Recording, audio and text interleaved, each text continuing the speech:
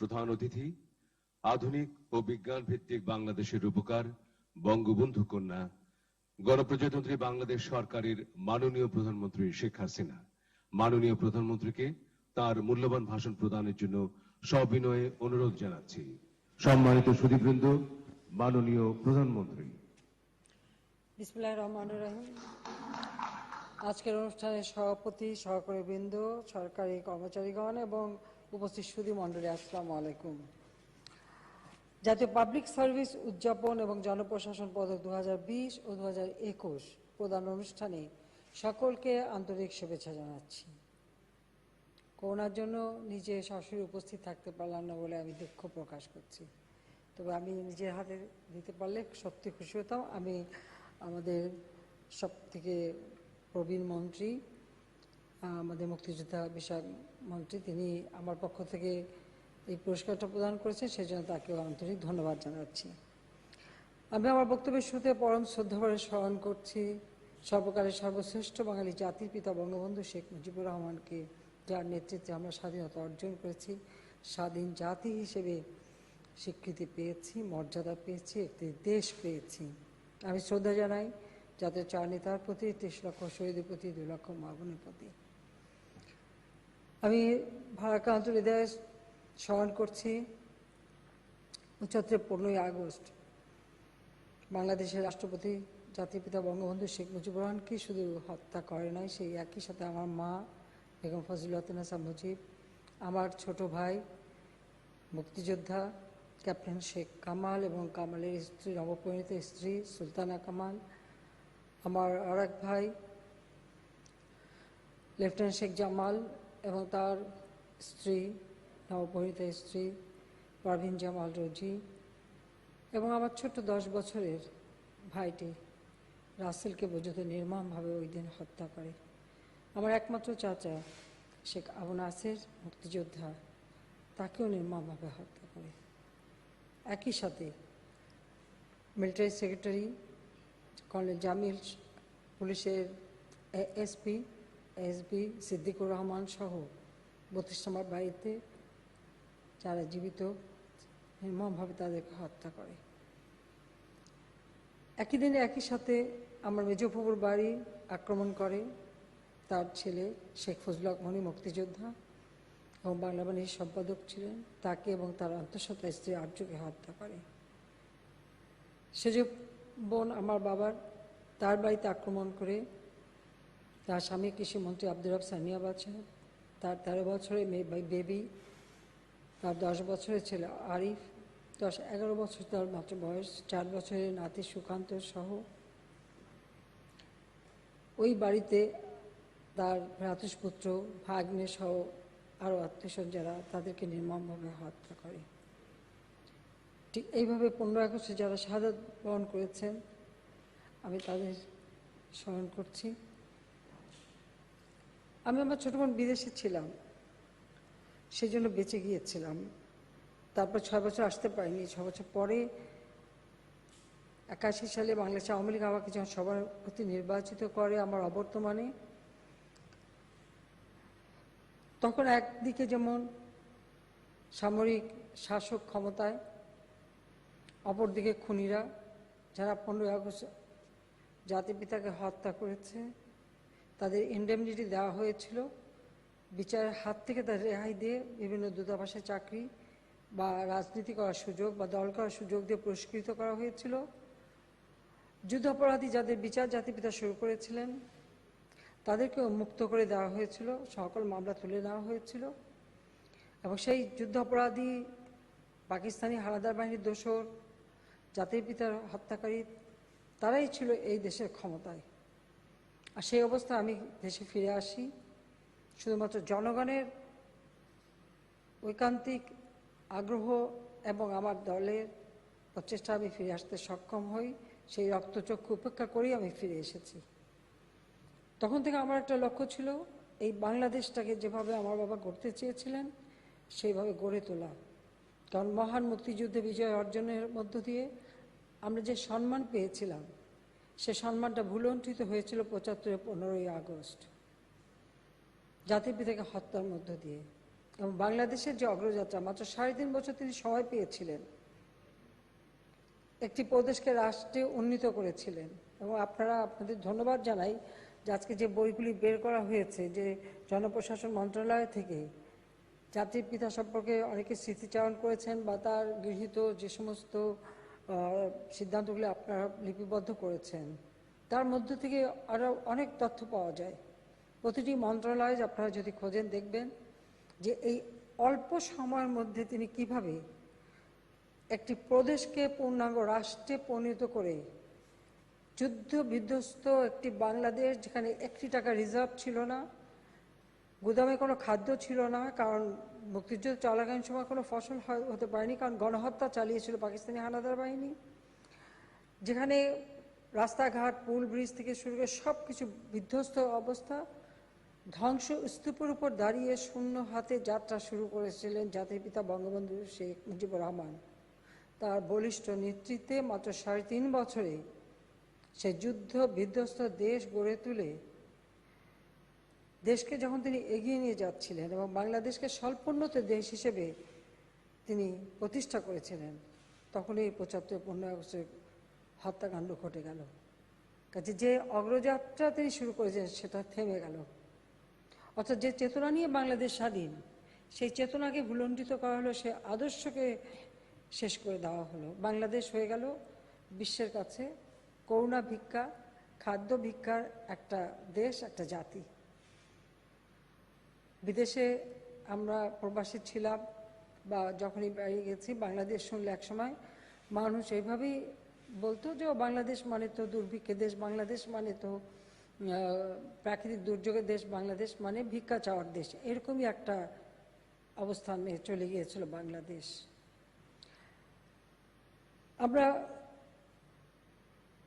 ক্ষমতায় আসতে অনেক সময় লেগেছে, এটা ঠিক, কিন্তু সংগঠন হিসেবে, আওয়ামী লীগ হিসেবে আমাদের সবসময় একটা প্রস্তুতি আমরা নিয়েছি।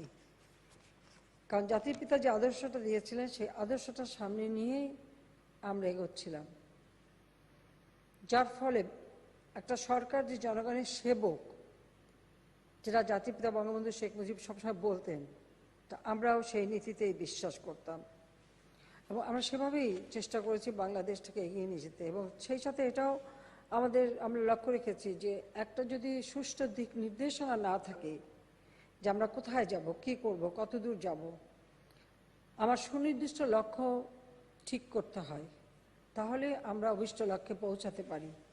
তো আমরা সেভাবেই আমাদের অর্থনৈতিক নীতিমালাকে সময়োপযোগী করা, তার পরিবর্তনশীল পৃথিবীতে সেটা আমরা পরিবর্তন এনেছি। পাশাপাশি আমাদের করণীয়গুলি আমরা ঠিক করেছি এবং আমরা কোনটার উপর সব থেকে প্রাধিকার দেব সেগুলিও আমাদের সুনির্দিষ্ট করা ছিল। তাই সরকার গঠনের সাথে সাথে আমরা সেইভাবেই কাজ করার প্রচেষ্টা চালিয়েছি। প্রথম 5 বছর অল্প সময় চলে গেছে, কিন্তু দ্বিতীয়বার যখন আমরা এসেছি তখন আমরা সুনির্দিষ্ট লক্ষ্য নির্দিষ্ট করেই এগিয়ে যাচ্ছি।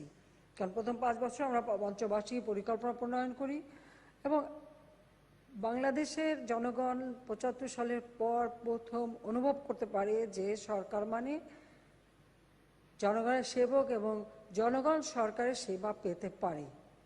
এক্ষেত্রে আমি বলবো আমাদের সরকারি কর্মচারী যারা থাকেন, আসলে তাদেরকে যদি সঠিকভাবে দিক নির্দেশনা দেওয়া যায় বা কর্ম পরিকল্পনা দেওয়া যায়, তাহলে তারা যে অসাধ্য সাধন করতে পারেন আজকে এটাই প্রমাণিত।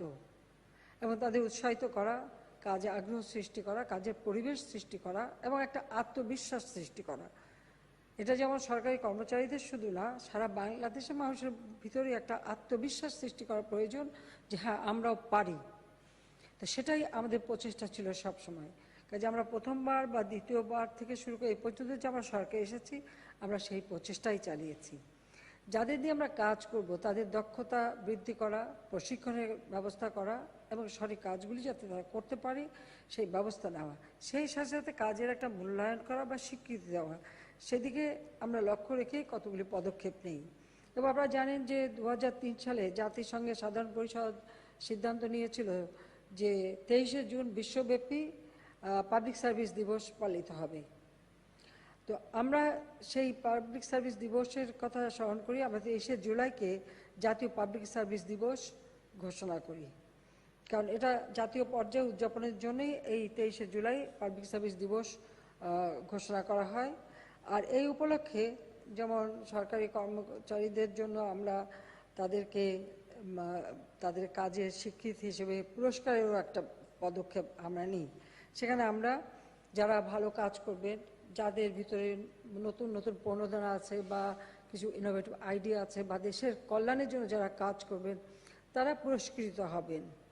সেইভাবেই আমরা জনপ্রশাসন পদক এই প্রদান করা, এটা ভালো কাজে স্বীকৃতি এবং প্রণোদনা দেওয়ার জন্য এটা আমরা করেছি। আমি আজকের দিনে সবাইকে আন্তরিক ধন্যবাদ জানাচ্ছি, অভিনন্দন জানাচ্ছি যারা পদক পেয়েছেন। এবং আজকে এই দিনটা যদিও আমরা একটু দেরিতে উদযাপন করছি, কারণ করোনা ভাইরাসের কারণে অনেক কাজই তো আমরা সঠিকভাবে সময় মতো করতে পারছি না। তো 23শে জুলাইয়ের পরিবর্তে আমরা আজকে এটা উদযাপন করছি। কিন্তু আজকের দিনটিও আপনারা জানেন যে আমার জন্য একটা বিশেষ দিন।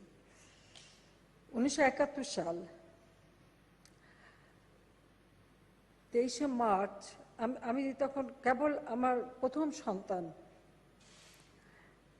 তো 23শে মার্চ আপনারা জানেন যে পাকিস্তানি দিবস হিসেবে তখন ইয়াহিয়া খান ঢাকায় সারা বাংলাদেশে কিন্তু পাকিস্তানি পতাকা কেউ ওড়ায়নি। সেই দিন সমস্ত বাড়িতে বাংলাদেশের পতাকা ওড়ানো হয়েছিল।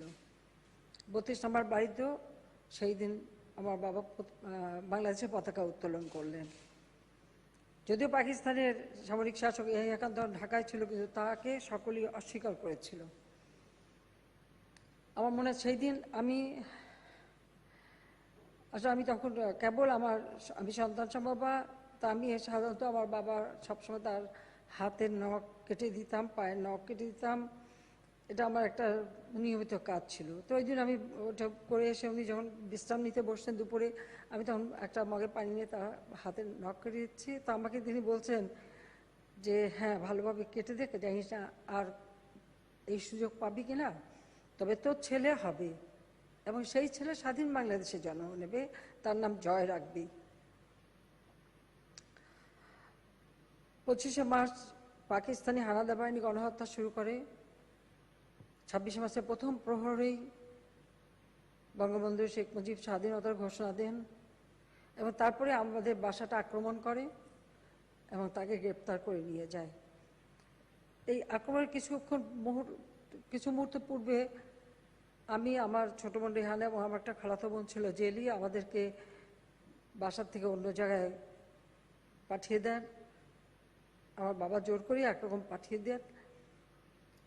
আর আমার ভাই কামাল আগেই চলে গিয়েছিল ব্যারিকেড দিতে।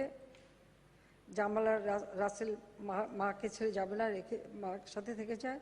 আমাদের বাসায় আক্রমণ করে আমার বাবাকে গ্রেপ্তার করে নিয়ে যায়। এর কিছুদিন পর আমার মা, আমার ছোট ভাই রাসেল, জামাল, আমি, হ্যাঁ, আমরা সবাই গ্রেপ্তার হই এবং 18 নম্বর রোডে একটা একতলা বাসায়, পরিত্যক্ত অনেকটা বাসাটা, এটা ছিল ফরেন মিনিস্টার একজন অ্যাম্বাসেডর হাসানুল্লাহ সাহেব, উনি বিদেশে থাকতেন, বাসার দরজা বন্ধ ছিল, ওই বাসায় আমাদেরকে রাখা হয়। যখন আমার সন্তান প্রসবের সময় হয়, আমাকে তারা হাসপাতালে যেতে দিয়েছিল পাকিস্তানি মিলিটারি, কিন্তু আমার মাকে যেতে দেয়নি। তবে হাসপাতালে তখন ডক্টর নুরুল ইসলাম সাহেব ছিলেন দায়িত্বে, আমাদের সুপ্রিয়া খাতুন তিনি, অদুদ সাহেব, ডাক্তার অদুদ, এবং শায়লা আপাও ছিলেন, আমাদের মহিষ সাহেবের বোন প্রফেসর শায়লা। আসলে জয়ের জন্মটা মেডিকেল কলেজেই হয়। তো মুক্তিযোদ্ধাদের সাথে আমাদের একটা সবসময় একটা সুযোগ ছিল, হাসপাতালে সবসময় আমি চেষ্টা করতাম তাদের সঙ্গে যোগাযোগ রাখতামও। আমি যখন বন্দি, সেই বন্দি অবস্থায় জয়ের জন্ম এবং তার নাম জয় আমরা রেখেছিলাম। পাকিস্তানে একজন কর্নেল আসে, যখন জয়কে আমি ফিরে আসি বাংলাতে, আমাদের কারাগারি এসে আমরা ঘরের ভিতর জানলার বাইরে বারান্দায় দাঁড়ানো, আমাকে জিজ্ঞেস করো নাম কি। তাই আমি বলি যে জয়। বলে জয় মানে? তো বলে জয় মানে জয়, জয় মানে ভিক্টরি, জয় মানে জয়। তো খুব ক্ষেপে যায় এবং এই ছোট শিশুটাকেও তারা গালি দেয়। কাজে এরকম একটা পরিবেশে কিন্তু জয়ের জন্ম। সেখানে আমাদের কেন থাকার, আমরা ফ্লোরেই থাকতাম, কোনো প্রাইভেসি ছিল না, একতলা একটা বাড়ি। কাজে ওই অবস্থার মধ্যে তো খাওয়া দাওয়ার কোনো ঠিক ছিল না, কারণ ওকে নিয়ে যখন আমি একটা বাড়ি থেকে আরেকটা বাড়ি শেল্টার নিই, তখন জানি না কীভাবে বেঁচেছিলাম, কোনো খাওয়া দাওয়া কোনো কিছু কিছু ঠিক ছিল না। শুধু আল্লাহর কাছে দোয়া চাইতাম যে আমার বাচ্চাটা যেন একটা সুস্থ বাচ্চা হয়। আমার মা সবসময় সেই দোয়াই করতেন। তো আজকে সেই জয়ের জন্মদিন, 50 বছর আজ তার বয়স হলো। এই করোনার কারণে আমরা সবাই এক হতে পারলাম না, এটা আর একটা দুঃখ। আপনার এই দিনটি স্মরণ করছেন, সেজন্য আপনাদের ধন্যবাদ জানাই। আজকে যে ডিজিটাল বাংলাদেশ, আমি আপনাদের সাথে কথা বলছি, এটা কিন্তু জয়েরই ধারণা, জয়েরই চিন্তা। কারণ আমি যখন 81 সালে বাংলাদেশে ফিরে এসে গণতন্ত্র প্রতিষ্ঠানের সংগ্রাম করি, তার জন্য বারবার আমাকে গ্রেপ্তার হতে হয়েছে, বন্দী হতে হয়েছে, কখনো আমাকে গৃহবন্দী করে রাখা হয়েছে। তো ওই গৃহবন্দী থাকা অবস্থায় জয়কে আমার আব্বার বন্ধু আজিজ সত্তার কাকা, তিনি নলিতাল নিয়ে জয়পুতুকে ভর্তি করে দেন। সেখানে পড়াশোনা করতে বলে স্কুল থেকেই কম্পিউটার শিক্ষা নেয়। যখন ছুটিতে আসতো কম্পিউটার নিয়ে আসতো। জয়ের কাছ থেকে আমি কম্পিউটার শিখেছি। এবং যখন আমরা 91 সালে পার্টির জন্য কম্পিউটার কিনি, অনেক দাম ছিল তখন, সেই যুগে 3.5 লাখ টাকা লেগেছিল একটা কম্পিউটার, একটা প্রিন্টার কিনতে। কাজে আমাদের আলোচনা হতো যে আমরা আমাদের দেশে এইভাবে কিভাবে এই কম্পিউটার শিক্ষা প্রচলন করব। তাই 96 সালে যখন সরকার গঠন করি, জয় প্রতি সবাই আমাকে পরামর্শ দিত। তখনই বললো যে এর উপর থেকে ট্যাক্স তুলতে হবে, সস্তা করতে হবে, মানুষের কাছে সহজলভ্য করতে হবে, তাহলে এটা মানুষ শিখবে এবং মানুষকে প্রশিক্ষণ দিতে হবে। কাজে সেইভাবে কিন্তু আমাদের এই ডিজিটাল বাংলাদেশের যাত্রা শুরু। কারণ আমি যখন কম্পিউটার ব্যবহার করি, তখন আমি দেখেছি 96 সালে সরকার এসে কেউই কম্পিউটার ব্যবহার করে না। টেবিলে একটা ডেস্কটপ রাখা থাকতো মাত্র, অনেকে হাত দিতেই সাহস পেত না। আমি সরকারে আসার পরে আমি প্রথম এটা নির্দেশ দিই যে প্রত্যেকটা ফাইল আমাকে কম্পিউটারে টাইপ করে আসতে হবে, আমরা সেভাবে দেখতে চাই। এবং এরপর সাবমেরিন কেবল কীভাবে, একটা কমিটি, ন্যাশনাল কমিটিও আমি করে দিয়েছিলাম যে কিভাবে আমরা এই নতুন প্রযুক্তিটা আরও ব্যাপকভাবে প্রচার করাতে পারি, প্রসার ঘটাতে পারি, প্রশিক্ষণ দিতে পারি। তো এগুলি গোছাতে গোছাতে অনেক সময় চলে যায়। তারপরে তখন মানুষ কিছু কিছু আস্তে আস্তে এই 5 বছরে ব্যবহার করা শুরু করে।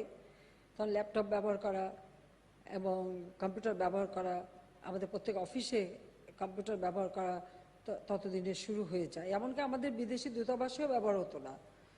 এমনকি আমেরিকায় আমাদের যে দূতাবাসটা আমরা বিল্ডিং টিল্ডিং তৈরি করে দিই, কিন্তু সেখানেও কেউ কম্পিউটার ব্যবহার করতো না। আমাদের যদি কোনো কাজ করতে হতো, তো জয় চাকরি করতো, চাকরি করে এসে সে ওগুলি টাইপ করে কাজ করে আবার আমাকে ইমেলে পাঠাতো। আমি ওখান থেকে সেগুলি আবার প্রিন্ট আউট করে আমাদের অফিসদার সবাইকে হাতে দিতাম যে এটা এইভাবে এইভাবে এটা করতে হবে। কয়েকটি ব্যাপার নিয়ে যথেষ্ট আমাদের এভাবে কাজ করতে হয়েছে এক সময়। যা হোক, এখন আলহামদুলিল্লাহ আমরা আজকে ডিজিটাল বাংলাদেশ করেছি এবং ধাপে ধাপে এ পর্যন্ত যতগুলি কাজ আমরা করেছি সবগুলি কিন্তু তার পরামর্শ মতো। কারণ সে কম্পিউটার সায়েন্সে ব্যাঙ্গালোর ইউনিভার্সিটি থেকে গ্র্যাজুয়েশন ডিগ্রি নেয়। এর পরবর্তীতে ইউনিভার্সিটি অফ টেক্সাস থেকে কম্পিউটার ইঞ্জিনিয়ারিং সে ডিগ্রি নেয়। এরপর হার্ভার্ড থেকে মাস্টার ডিগ্রি করে, সেটা হলো 2007 সালে। কারণ সে যখন, আমি তাকে জোর করে ওখানে ভর্তি করাই, কিন্তু আমি তাকে কোনো সাহায্য করতে পারিনি, কারণ আমি তখন বন্দী হয়ে যাই। কিন্তু সে সময় সে ওটা কন্টিনিউ করে এবং মাস্টার ডিগ্রিটা পাবলিক সার্ভিসের উপরেই করে। তো আমি এটুকু বলবো যে আজকে যে আমরা বাংলাদেশটাকে ডিজিটাল করতে পেরেছি, প্রযুক্তি শিক্ষাটাকে পপুলার করতে পেরেছি, এবং আমাদের যুব সমাজ, তরুণ সমাজ, এই তরুণ সমাজকে উদ্বুদ্ধ করা, তরুণ সমাজ যেন নিজের পায়ে দাঁড়াতে পারে। এবং সেইভাবে জয়, আমার বোনের ছেলে রেদওয়ান, সিদ্দিকী থেকে শুরু করা সবাই কিন্তু ওভাবেই কতগুলি উদ্যোগ নিয়ে কাজ করেছে, যার শুভ ফলটা আজকে বাংলাদেশ ভোগ করেছে। নইলে করোনাকালীন সময় আমি যদি চিন্তা করি যে আমাদের যদি এই সুযোগটা না থাকতো, আমাদের এই ডিজিটাল এই ডোরটা যদি ওপেন না থাকতো, উন্মুক্ত না থাকতো, আমরা কি অবস্থায় যেতাম? আমাদের সরকার চালানো মুশকিল হয়ে যেত, মানুষের জীবনযাত্রা মুশকিল, একটা বিরাট প্রতিবন্ধকতার সৃষ্টি হতো। তো আজকে আধুনিক প্রযুক্তির শিক্ষা আমরা নিয়েছি বলেই কিন্তু এটা সম্ভব হচ্ছে। সেই ক্ষেত্রে আমি বলবো যে আমাদের যারা সরকারি কর্মচারী আছেন তাদেরও কিন্তু এটাই চিন্তা করতে হবে যে বিজ্ঞান প্রযুক্তির যুগে প্রতিনিয়ত পরিবর্তন আসবে, নতুন নতুন উদ্ভাবন হবে, তার সঙ্গে সামঞ্জস্য রেখেই আমাদের এগিয়ে যেতে হবে। আর তাহলেই আমরা বিশ্বের সাথে তাল মিলিয়ে চলতে পারবো। আজকে আমাদের গ্রাম পর্যায় পর্যন্ত মানুষ কিন্তু সেবা পাচ্ছে। আমরা এই ডিজিটাল বাংলাদেশের সেবা কিন্তু ব্যাপকভাবে মানুষ পাচ্ছে এবং সুবিধাগুলি মানুষ পাচ্ছে। আজকে আমরা মানুষকে সহযোগিতা করি, মানুষকে আমরা যে সামাজিক নিরাপত্তা দিই, সব কিছুই কিন্তু আমরা এই ডিজিটাল পদ্ধতিতে করে যাচ্ছি, যেটা আমাদের জন্য যথেষ্ট সময় বাঁচাচ্ছে, কাজ করে দিচ্ছে, সব রকম সুযোগ করে দিচ্ছে। কারণ সরকার গঠন করা বা ক্ষমতায় আসা এটা শুধু ভোগ বিলাসের বিষয় নয়, বা আমি প্রধানমন্ত্রী হয়েছি দেখে মহা কিছু হয়ে গেছে তা নয়। এটা একটা বিরাট দায়িত্ব। সেই সাথে আমার যারা সহকর্মী, বিশেষ করে সরকারি কর্মচারী যারা, আপনাদেরও দায়িত্ব। কারণ আপনাদেরই বাংলাদেশের জনগণ, তারাই তো আপনাদের ভরণ পোষণ, খাবার জোগান সবই তো করে, আমাদের সকলের জন্য করে। যে তাদের জন্য আমরা কতটুকু কি করতে পারলাম, তাদের কতটুকু দিতে পারলাম, সেটাই হচ্ছে সবথেকে বড় বিষয়। তাদের সার্বিক উন্নয়নটাই হচ্ছে আমাদের দায়িত্ব, সকলের দায়িত্ব, যে যেখানেই সরকারে আসুক। কাজে সেটা যদি না হয় তাহলে কিন্তু একটা দেশ এগোতে পারে না। আজকে যে অল্প সময়ের মধ্যে আমরা যে এত উন্নয়ন করতে পারলাম, স্বল্পোন্নত দেশ থেকে আমরা দেশকে আজকে উন্নয়নশীল দেশে উন্নীত করতে পেরেছি। আমি ধন্যবাদ জানাই আমাদের সরকারি অফিসার কর্মচারী সকলকে, যে প্রত্যেকে আন্তরিকতার সাথে কাজ করেছেন। আমরা যে পরিকল্পনাগুলি নিয়েছি সেগুলি বাস্তবায়ন করেছেন, এবং সে যারা কাজটাকে গ্রহণ করে সেগুলি প্রতিপালন করেছেন, এবং মানুষ তার শুভ ফলটা পেয়েছে বলেই দেশের উন্নতিটা হয়েছে। এটা যদি না হতো তাহলে কখনো আমরা এত তাড়াতাড়ি উন্নতি করতে পারতাম না। আমি যতই ভালো চিন্তা করি, কিন্তু যারা কাজ করবে তারা যদি কাজ না করে, তো আমি কোথা থেকে করব। তাই আমি মনে করি যে আমাদের জনপ্রশাসনে যারা আছেন তারা জনগণের সেবা করা, এটা জাতির পিতাও আমাদেরকে সেই নির্দেশই দিয়েছেন। তিনি কিন্তু তার একটা বক্তৃতা, যেটা তিনি 1975 সালের 10 জানুয়ারি পুলিশ সপ্তাহ উপলক্ষে সরকারি কর্মচারীদের উদ্দেশ্যে বলেছিলেন, আমি সেই ভাষণের একটি অংশ কোট করে শোনাই, মানে ওইটুকু আমার মনে হয় যথেষ্ট, এরপর বক্তৃতা দেওয়ার প্রয়োজন হয় না। জাতিপিতা বলেছিলেন, কোট, সমস্ত সরকারি কর্মচারীকেই আমি অনুরোধ করি, যাদের অর্থে আমাদের সংসার চলে তাদের সেবা করুন। যাদের জন্য, যাদের অর্থে আজকে আমরা চলছি, তাদের যাতে কষ্ট না হয় তার দিকে খেয়াল রাখুন। যারা অন্যায় করবে আপনারা অবশ্যই তাদের কঠোর হস্তে দমন করবেন, কিন্তু সাবধান, একটা নিরপরাধ লোকের উপরও যেন অত্যাচার না হয়, তাতে আল্লাহর আরশ পর্যন্ত কেঁপে উঠবে। আপনারা সেই দিকে খেয়াল রাখবেন। আপনারা যদি অত্যাচার করেন, শেষ পর্যন্ত আমাকেও আল্লাহর কাছে তার জবাবদিহি করতে হবে, কারণ আমি আপনাদের নেতা। আমারও সেখানে দায়িত্ব রয়েছে। আপনাদের প্রত্যেকটি কাজের দায়িত্ব শেষ পর্যন্ত আমার ঘাড়ে চাপে, আমার সহকর্মীদের ঘাড়ে চাপে। এই জন্য আপনাদের কাছে আমার আবেদন রইল, আমার অনুরোধ রইল, আমার আদেশ রইল, আপনারা মানুষের সেবা করুন। মানুষের সেবার মতো শান্তি দুনিয়ার আর কিছুতে হয় না। একটা গরিব যদি হাত তুলে আপনাকে দোয়া করে, আল্লাহ সেটা কবুল করে নেন। আনকোট। তো গুরুত্বপূর্ণ কথা তিনি বলেছেন, এরপর তো আর কিছু বলার থাকে না। কাজে আমি আমাদের প্রিয় সরকারি কর্মচারীগণ সবাইকে আমি এটুকু অনুরোধ করব, জনগণের সেবা করা, দেশের সেবা করা, এটাই হচ্ছে কাজ, সবথেকে বড় কাজ। আজকে বাংলাদেশ এগিয়ে যাচ্ছে। এই করোনার জন্য আমরা অনেকটা পিছিয়ে গেছি, তারপরেও আমি মনে করি যে মাঝেও যে আমরা কাজ করে যাচ্ছি, সেখানে আপনাদের অবদান রয়েছে। এবং এই করোনায় মানুষের সেবা করতে যেয়ে আমাদের প্রশাসন থেকে শুরু করে, আমাদের আইন শৃঙ্খলা রক্ষাকারী সংস্থা থেকে শুরু করে অনেকেই কিন্তু জীবন দিয়ে গেছেন। এমনকি আমাদের দলের নেতাকর্মীরা, সহযোগী সংগঠনের নেতাকর্মী, তারাও কিন্তু সর্বক্ষণ সক্রিয় রয়েছেন এবং মানুষের পাশে। এবং আমরা কিন্তু আমাদের অনেক নেতাকর্মীকে হারিয়েছি, কারণ দিনের পর দিন তারা রিলিফ দেওয়া, মানুষের পাশে দাঁড়ানো, লাশ দাফন থেকে শুরু করে সব ধরনের কাজে তারা সহযোগিতা করে মানুষের পাশে যাচ্ছেন। আর যার ফলে অনেকেরই করোনা হয়ে মারা গেছেন, অনেকজন আমরা ইতিমধ্যে হারিয়েছি। আমি সকলেরই আপনার মাগফিরাত কামনা করি। যাক, আপনারা এর ভিতরে আমরা দেখেছি যে অনেকে চমৎকার উদ্ভাবনী কাজ করেছেন, যা দেশের কল্যাণে কাজে লাগছে, মানুষের কল্যাণে কাজে লাগছে। এবং এই কাজগুলি আজকে আপনি যেটা করবেন, আপনার ভবিষ্যৎ বংশধর তার সুফল ভোগ করবে। কাজে এভাবেই দেশকে আমাদের এগিয়ে নিয়ে যেতে হবে। যে আগামী দিনে বাংলাদেশের উপরে অনেক বারবার আঘাত এসেছে, অনেক ঝড়ঝাপটা গেছে। অন্তত এর মাঝেও আমি বলবো 2009 আমরা সরকার গঠন করলাম, 2009 থেকে 2021, এর মাঝেও কিন্তু আমাদেরকে অনেক প্রতিবন্ধকতা সম্মুখীন হতে হয়েছে, কিন্তু একে একে সেগুলি কিন্তু আমরা মোকাবেলা করে এগিয়ে যাচ্ছি। তো এটা থাকবে। তারপর আসলে শেষ এই করোনা। কাজে এই করোনার হাত থেকেও ইনশাল্লাহ আমরা মুক্তি পাবো। ইতিমধ্যে ভ্যাকসিন কেনা আমরা শুরু করেছি, ভ্যাকসিন দেওয়া শুরু হয়েছে এবং ব্যাপকভাবে ভ্যাকসিন দিয়ে দিতে হবে, যাতে অন্তত আমাদের দেশে সকলেই যেন সুরক্ষিত থাকে। ইতিমধ্যে আমি নির্দেশও দিয়েছি যে পরিবার যারা, এমনকি পরিবার শুধু না, বাড়িতে যারা কাজ করে বা ড্রাইভার থেকে তাদেরকেও যেন ভ্যাকসিনটা দিয়ে দেওয়া হয়, তাহলে সবাই সুরক্ষিত থাকতে পারবে। তো এর জন্য যত টাকা লাগে, আমরা যত ভ্যাকসিন দরকার হবে আমরা কিনবো, আর ভবিষ্যতে আমরা বাংলাদেশে ভ্যাকসিন তৈরি করব, যাতে ভবিষ্যতে মানুষের কোনো অসুবিধা না হয়, সেটাই আমরা করব। সেই সাথে সাথে আপনারা বিভিন্ন মাঠ পর্যায়ে কাজ করেন। মাঠ পর্যায়ে কাজ করলে আপনারা আরও বেশি জানার সুযোগ পান, মানুষের সুবিধা অসুবিধাগুলি জানতে পারেন, কিভাবে এক একটা এলাকার অর্থনৈতিক উন্নয়ন করা যায় সেটা আপনারা সবথেকে ভালোভাবে অনুধাবন করতে পারেন। এবং আমি আশা করি সেইভাবেই আপনারা ভবিষ্যৎ পরিকল্পনা কিভাবে নেওয়া যায়, কিভাবে মানুষের সেবা করা যায়, মানুষকে একটু কিভাবে উন্নত জীবন দেওয়া যায় সেদিকে বিশেষভাবে দৃষ্টি দেবেন, যেন আমরা জাতির পিতার স্বপ্ন পূরণ করতে পারি, সেটাই আমরা চাই। সাথে আমি এটুকু বলবো যে ভালো কাজে যেমন আপনি পুরস্কার পাবেন, আবার কেউ যদি কোনো খারাপ কিছু করে তাদের কিন্তু ক্ষমা নেই, তাদেরও কঠোর শাস্তি পেতে হবে। এই শৃঙ্খলাটা থাকতে হবে, এই নিয়মটা থাকতে হবে, সেটাও অবশ্যই আমরা করব। যাক, আমি জাতির পিতার আরেকটি কোট আপনাদের সামনে তুলে ধরতে চাই।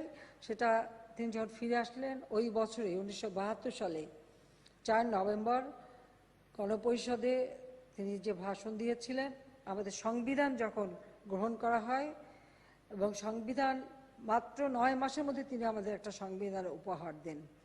তো সেই সংবিধান উপস্থাপনকালে তিনি যে ভাষণ দেন গণপরিষদে, আমি সেটা কোট করছি। তিনি সেখানে বলেছিলেন, সরকারি কর্মচারীদের অনুশাসন দিয়ে বলেছিলেন, কোট, সরকারি কর্মচারীদের মনোভাব পরিবর্তন করতে হবে যে তারা শাসক নন, সেবক। জাতির পিতা তার এই চিন্তাধারার প্রতিফলন ঘটান আমাদের সংবিধানেও। সংবিধানের 21-2 অনুচ্ছেদে স্পষ্ট কিন্তু লেখা রয়েছে, সেখানে বলা হয়েছে, সকল সময় জনগণের সেবা করিবার চেষ্টা করা প্রজাতন্ত্রের কর্মে নিযুক্ত প্রত্যেক ব্যক্তির কর্তব্য। কাজে এটা কিন্তু সংবিধানের নির্দেশ। কাজে যে সংবিধান নিয়ে আমাদের এই দেশটা পরিচালিত হচ্ছে, সেটা আশা করি সকলে মনে রাখবেন। কাজে আমি এটুকু বলবো যে আজকে ডিজিটাল সেন্টার সারা বাংলাদেশে মানুষ সেবা পাচ্ছে, মানুষের জীবন অনেকটা সহজ হয়ে গেছে। প্রায় আমি বলবো যে আমরা প্রথমে শুরু করলাম, সেখানে প্রায় 5275টা আমরা ডিজিটাল সেন্টার করে সেখানে মানুষের সেবা দেওয়ার শুরু করেছিলাম, যেখানে একজন নারী, একজন পুরুষ, একটা ছেলে, একটা মেয়ে, তারা উদ্যোক্তা। সেইভাবে একদম সেই চরকুকরিমুক্তি থেকে আমরা উদ্বোধন করলাম। অর্থাৎ একেবারে রিমোট এলাকা, যে এলাকাগুলি দুর্গম এলাকা, যে এলাকার মানুষের জীবন জীবিকার কোনো সুযোগ থাকে না, সেই এলাকাগুলি আমরা বেছে নিয়েছি। এবং আমাদের অর্থনৈতিক নীতিমালায়ও আমরা গ্রাম তৃণমূল পর্যন্ত অর্থ সরবরাহ করা এবং মানুষের জীবনমান উন্নত করা, অর্থাৎ তৃণমূল থেকে মানুষকে তুলে নিয়ে আসা, সেদিকে লক্ষ্য রেখেই কিন্তু আমরা কাজ করে যাচ্ছি। সেই ক্ষেত্রে আমি মনে করি আপনাদেরও সেইভাবেই দায়িত্ব পালন করে যেতে হবে। যাক, এই মহামারী আজকে শুধু অর্থনৈতিক ক্ষেত্রে না, অর্থনৈতিক ক্ষেত্রে, সামাজিক ক্ষেত্রে, শিক্ষার ক্ষেত্রে, সকল ক্ষেত্রেই একটা সমস্যার সৃষ্টি করেছে।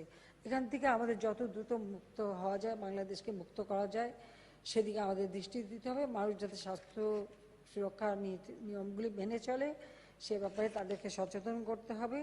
এবং আমরা যাই হোক, ইতিমধ্যে প্রায় 1,87,00,000 মানুষ টিকা পেয়েছে। বাংলাদেশে কোনো মানুষ টিকা পাওয়ার যারা বয়স হয়েছে বা বুঝে, তারা কেউ বাদ যাবে না। আমাদের ছাত্র, শিক্ষক থেকে শুরু করে আমরা সকলের জন্যই এই টিকা ক্রয় করতে থাকবো, আনতে থাকবো এবং দিতে থাকবো। সেই ব্যবস্থাটাও আমরা অবশ্যই করব, সেইভাবে আমরা করে যাচ্ছি। এক্ষেত্রে মানুষকে একটু সচেতন করা, আপনারা নিশ্চয়ই এটা করবেন। তা আমি এটুকুই বলবো যে আমরা শুধু আপনাদের দিয়ে কাজ করিয়ে নেই না, আমি সরকারে আসার পর আমাদের সরকারি কর্মচারীরা যাতে ভালোভাবে বসবাস করতে পারেন, আবাসন সমস্যাগুলি সমাধান করা, ভালো ফ্ল্যাট নির্মাণ করে দেওয়া, এমনকি আপনারা যাতে প্লট কিনতে পারেন তার জন্য ঋণ ভর্তুকি সহ ব্যাংক ঋণের ব্যবস্থা করা, গাড়ির চলাচলের জন্য ব্যবস্থা করা, সব ধরনের সুযোগ সুবিধা আমি সৃষ্টি করার চেষ্টা করেছি। এবং আপনারা দেখেছেন যে প্রায় 123% করে বেতন আমি একবারই বাড়িয়ে দিয়েছিলাম, যাতে সবাই অন্তত মানে নিজের ঘর সংসারটা ভালোভাবে চালাতে পারলে মনটা দিতে পারবেন আমাদের দেশের কাজে, সেই কথা মনে করেই আমি এটা করে দিয়েছি, যাতে করে সবাই একটু ভালোভাবে কাজ করতে পারেন, কাজের একটা সুযোগ পান। আমাদের এই ফ্ল্যাট নির্মাণ করে আবাসন সমস্যার সমাধান, এটা শুধু ঢাকা জেলায় না, আমরা জেলা উপজেলা পর্যায় পর্যন্ত নিয়ে যেতে চাচ্ছি, যাতে যখন যেখানে দায়িত্বে যাবেন বা ইউনিয়ন পর্যায়ে দায়িত্বে যাবেন, যে ভালোভাবে একটু বসবাসের ব্যবস্থা পেতে পারেন, সুরক্ষিত থাকতে পারেন, সেই চিন্তা আমার রয়েছে। আমরা সেভাবেই কিন্তু কাজ করার চেষ্টা করে যাচ্ছি। আর তাছাড়া সকলকে শিক্ষা প্রশিক্ষণ, তার জন্য দেশে বিদেশে পাঠিয়ে প্রশিক্ষণের ব্যবস্থা, উচ্চশিক্ষার ব্যবস্থাও আমরা করে দিয়েছি। অর্থাৎ যতটুকু আমাদের দরকার সেটা আমরা করে দিয়েছি। চিকিৎসা সেবার জন্য সরকারি কর্মচারী হাসপাতাল নির্মাণ করে দিয়েছি, সেটা প্রথমে 150 বেডে করেছিলাম, এখন তা 500 বেডে উন্নীত করা হয়েছে। ঠিক সেইভাবে চিকিৎসা সেবাটা যাতে ভালোভাবে আসে তার ব্যবস্থা আমরা করে দিচ্ছি। আর সেখানেও আমরা ডিজিটাল পদ্ধতিতে যাতে চিকিৎসা পাওয়া যায় সেই ব্যবস্থাও আমরা নিয়েছি। এইভাবেই আমরা আপনাদের যত সমস্যা সেগুলি সমাধানের চেষ্টা করে যাচ্ছি। তাছাড়া ভাতার ব্যবস্থা করা হয়েছে নানাভাবে, এমনকি ছেলেমেয়েদের শিক্ষার সুযোগ সৃষ্টি করা, সেটাও আমরা করে দিচ্ছি। অর্থাৎ যেটুকু একটা মানুষের জন্য দরকার আমরা চেষ্টা করে যাচ্ছি, যে যারা কাজ করবে কাজে মনোযোগ দেওয়ার মতো একটা সুষ্ঠু পরিবেশ যেন পান, সেই ব্যবস্থাটা আমরা নিচ্ছি। এবং সামনে যদি আরও যা করার আমরা করব। ইতিমধ্যে আমাদের বাজেটও আমরা দিয়েছি। এই করোনার মধ্যে বাজেট দিতে পারা খুব কঠিন একটা কাজ ছিল, যা হোক আপনারা সবাই কষ্ট করে সেটা করতে পেরেছেন, সেটাও আমরা দিতে পেরেছি। কিন্তু সেই বাজেট যেন ভালোভাবে বাস্তবায়ন হয় এবং উন্নয়ন প্রকল্পগুলি যেন মান ঠিক রেখে বাস্তবায়ন করা যায়। আর যত্রতত্র যেখানে সেখানে শুধুমাত্র একটা কিছু নির্মাণের জন্য নির্মাণ যেন না হয়, যেটা আদতে প্রয়োজন দেশের জন্য, মানুষের জন্য, সেরকমই যেন আমাদের উন্নয়ন প্রকল্পটা হয়, পরিকল্পনাটা হয়। সেভাবে আপনারা নিশ্চয়ই মানে খেয়াল রাখবেন, সেটাই আমি চাই। তো সবাইকে আপনাদের আমি আন্তরিক অভিনন্দন জানাই। আর যারা পুরস্কার পেলেন তাদেরকে আমার আন্তরিক অভিনন্দন জানাচ্ছি। আর যারা পুরস্কার পেয়েছেন তাদের কিন্তু দায়িত্ব অনেক বেড়ে গেছে, আর ভবিষ্যতে যেন আরও পুরস্কার দিতে পারি সেভাবেই সবাই উৎসাহিত হয়ে কাজ করবেন, সেটাই আমি আশা করি। আমার আন্তরিক অভিনন্দন থাকলো। জাতির পিতা বঙ্গবন্ধু শেখ মুজিবের আরেকটি উক্তি আমি আপনাদেরকে স্মরণ করিয়ে দিয়ে আমার বক্তব্য শেষ করতে চাই। তিনি বলেছিলেন, কোড, সরকারি কর্মচারীদের জনগণের সঙ্গে মিশে যেতে হবে। তারা জনগণের খাদেম, সেবক, ভাই। তারা জনগণের বাপ, জনগণের ভাই, জনগণের সন্তান। তাদের এই মনোভাব নিয়ে কাজ করতে হবে। আনকোড। অর্থাৎ আপনারা তো এই দেশেরই মানুষ, আপনারা তো পাকিস্তান থেকে উড়ে এসে জুড়ে বসেননি। কাজে এই বাংলাদেশের সব জায়গায় তো আপনার আত্মীয় স্বজন সবাই জড়িয়ে আছে। কাজে বাংলাদেশ যত উন্নত হবে আপনার আপনজনরাই তো সুন্দর জীবন পাবে, ভবিষ্যৎ পাবে। কাজে সে কথা চিন্তা করেই দেশের জন্য কাজ করবেন, যাতে আপনাদের পেশাদারিত্ব, সততা, নিষ্ঠা, একাগ্রতা বজায় থাকে এবং নতুন নতুন উদ্ভাবনী শক্তি যেন দেশের মানুষের কাজে লাগে, সেটাই আমরা চাই। আমি সবাইকে আন্তরিক ধন্যবাদ জানিয়ে আবারও আমি 2020 এবং 2021 সালে জনপ্রশাসন পদক যারা পেয়েছেন তাদেরকে আন্তরিক অভিনন্দন জানিয়ে আর এই অনুষ্ঠানটা সফল করার জন্য সবাইকে আন্তরিক ধন্যবাদ জানিয়ে আমার বক্তব্য শেষ করছি। জয় বাংলা, জয় বঙ্গবন্ধু, বাংলাদেশ চিরজীবী হোক। খোদা। মাননীয় প্রধানমন্ত্রী, আপনার মূল্যবান ও দিক নির্দেশনামূলক ভাষণের জন্য সশ্রদ্ধ কৃতজ্ঞতা ও আন্তরিক ধন্যবাদ জানাচ্ছি। এখন জাতীয় পাবলিক